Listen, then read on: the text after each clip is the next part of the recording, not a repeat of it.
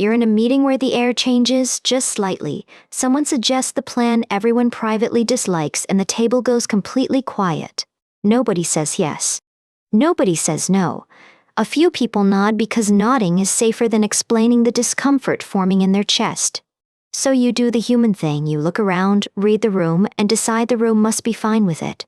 But the room is also reading you, and if your face looks calm, their mistaken confidence gets a little stronger too. This is pluralistic ignorance, a private majority behaving like a public minority because everyone is guessing everyone else's mind incorrectly.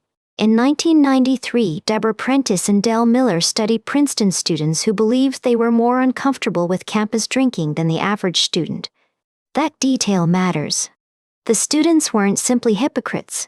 Many privately disliked the norm, then performed comfort because they thought comfort was required. Prentice and Miller found this misperception had consequences.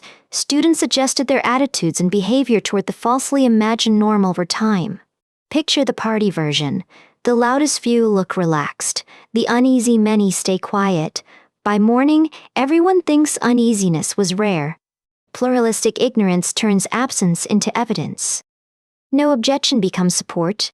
No question becomes understanding. No hesitation becomes agreement in the group's memory. It is different from conformity. In conformity, you know others disagree with you. Here you misread them before pressure even begins. The strange part is how lonely it feels. You can be surrounded by people who share your doubt and still feel alone. In 2025, Geiger and colleagues tested climate pluralistic ignorance, using primary data from 30,653 adults across 11 countries in a multi-country survey. They also examined secondary datasets of 60,230 and 22,496 adults, extending the analysis across 55 countries around the world. Participants underestimated pro-climate views by at least 7.5 percentage points in Indonesia and by 20.8 percentage points in Brazil alone. Notice the pattern. The issue was not only belief. It was belief about belief, the mental weather forecast we make about other people. If you think most people shrug at climate change, speaking with urgency can feel theatrical, rude, or socially expensive in ordinary conversation. Geiger's team found public consensus messages were largely ineffective, except for a small increase in willingness to express pro-climate opinions publicly. That finding should make us cautious. Sometimes telling people most others agree with you does not remove the social risk. A norm correction answers one question: what do others privately think? It may not answer another: what happens if I say it first? In 2026, Gavrilets, Carl, and Gelfand modeled how pluralistic ignorance can evolve as private attitudes change before public beliefs update. Their PNAS model suggests misreading can appear without deliberate deception because people update their guesses about others more slowly than their own attitudes. So the silence may not be cowardice. It may be a delay, a cultural afterimage of a norm already changing underneath. A group can be late to discover itself. Softly, its members change privately, then wait for public reality to catch up. This is why pluralistic ignorance feels so eerie. Nobody has to lie for everyone to live inside a false social map. The 2026 model also examines tight and loose cultures, where social monitoring and tolerance for deviation can shape how fast misperceptions fade. In tighter settings, first speakers may pay more. In looser settings, private shifts may surface faster. Neither pattern is morally simple. Think of a family dinner where a joke lands badly. Several people dislike it. Everyone looks down at their plate instead. The joke teller hears no protest, so the joke seems acceptable.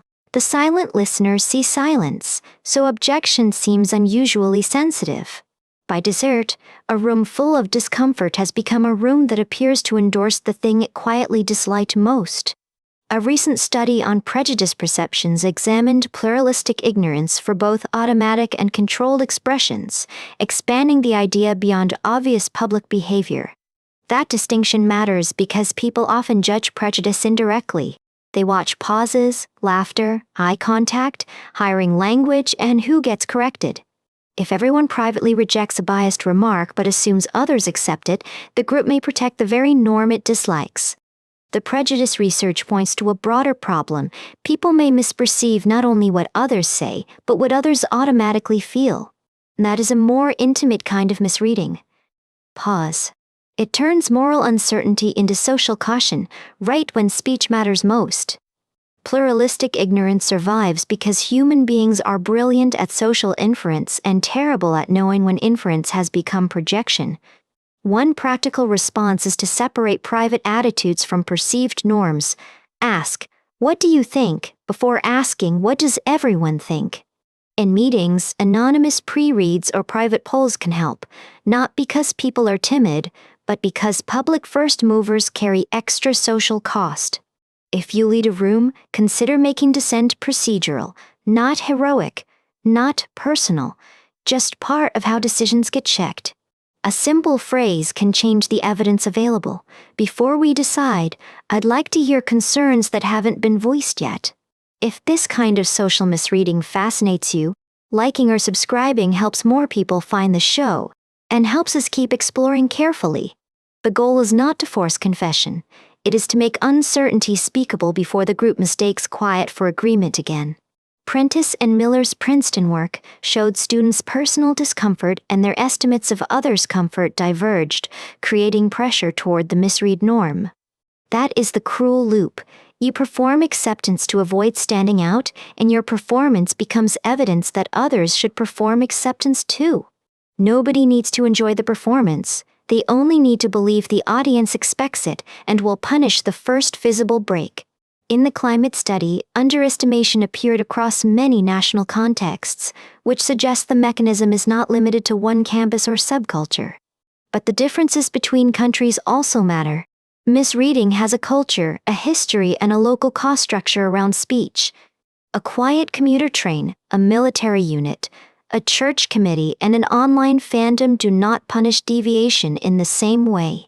So before importing a norm campaign, ask where the fear sits.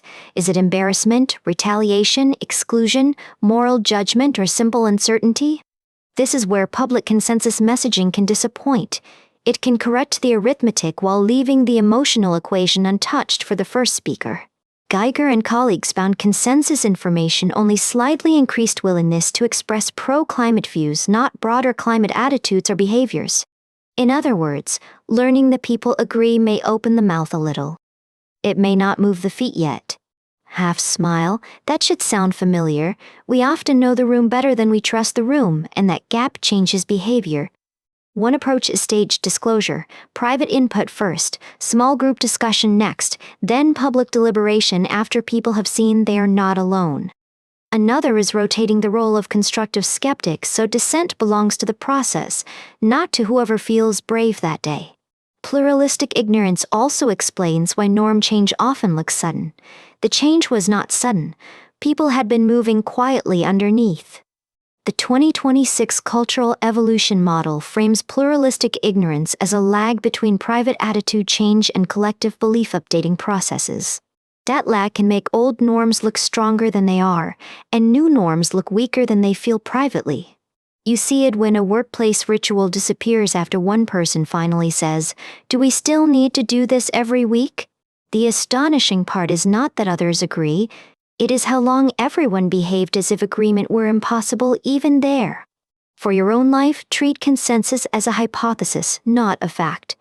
Especially when consensus is made entirely of silence alone. Ask one private question after the meeting. I wondered about that decision. Did it land strangely for you too or not? Sometimes the answer will be no. That matters too. Pluralistic ignorance is not a license to assume everyone secretly agrees.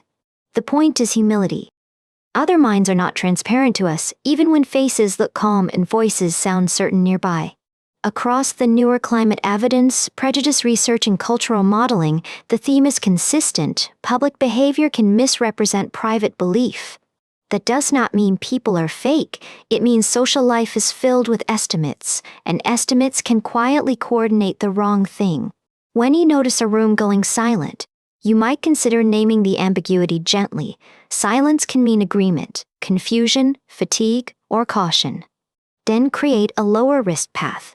Write it down privately, raise hands with eyes closed, invite objections before preferences harden publicly. Small design choices matter because the first honest sentence is expensive. After that, the second sentence often gets cheaper for everyone. The next time no one objects, pause before concluding no one objects. It may be the quietest data in the room. The room may be waiting for proof that it exists differently than each person imagined in private a moment earlier. Pluralistic ignorance asks us to distrust easy readings of silence, and to become more careful interpreters of collective life together now. Maybe the bravest social question is not, who agrees with me, but what have we all been afraid to find out?